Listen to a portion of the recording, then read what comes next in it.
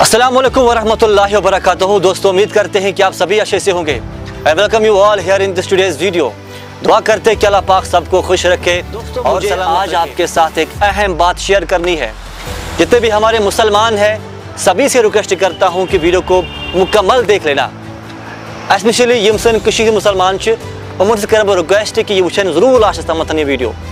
आप सब जानते हैं कि हमारे कश्मीर के अंदर जो हार्वेस्टिंग का टाइम है वो अरूज पर है।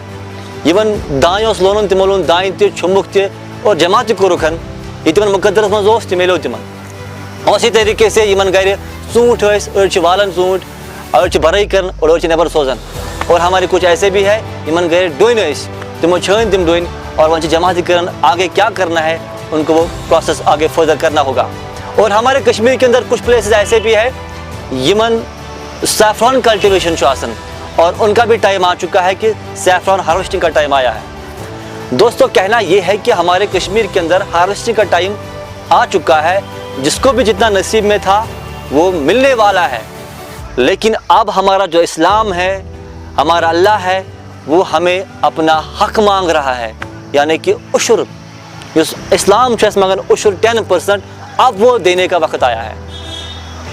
यहाँ कई जगहों पे 5% होता है, लेकिन स्पेशली जो मेन है वो 10% जो उशर इस्लाम हमसे मांग रहा है।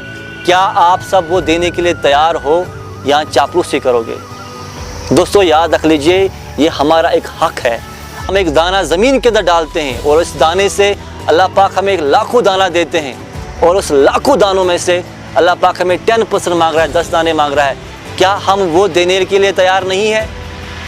ऐसा लग रहा है उशर मशरूम थे, मैं याद ही नहीं है कि याद देना है कि नहीं देना है, पता ही नहीं। जैसा हम बस मस्त है कल्टिवेशन में, हम मस्त है हार्वेस्टिंग में, ये याद ही नहीं है कि किसी को देना है कि नहीं देना है। तो फिर उस वक्त याद ये सारी मुसलमान परेशान है। इस खुदाया रूज सुन पे उनकी जो हमारी ये दूध की तपिश है ये बढ़ती जा रही है। शायद ये सोन खुराक चुका ख़त्म, लेकिन अल्लाह वो है जिसने जो जानता है कि आपका खुराक किस तरीके से बचाना है।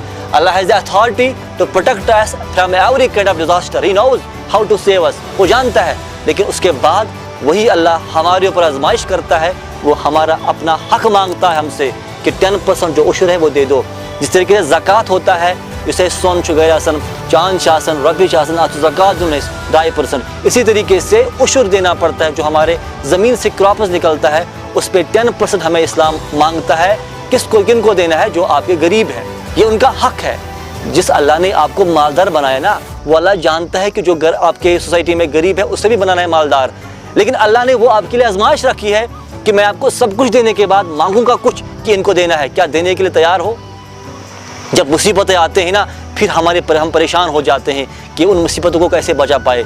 लेकिन दोस्तों, यही जो आप हमारा सदका है, ये जो खैरात करते हैं हम, ये जो उशर है, ज़कात है, इसी से मुसीबतें टाल जाते हैं। लेकिन आप वक्त आ गया है कि हमें अपना इस्लाम को प्रूव करना है।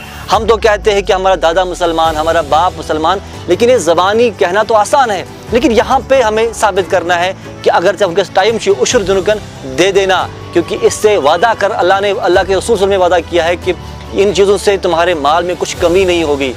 ये कोई मसले की लड़ाई नहीं है, कोई फितने फसाद नहीं है।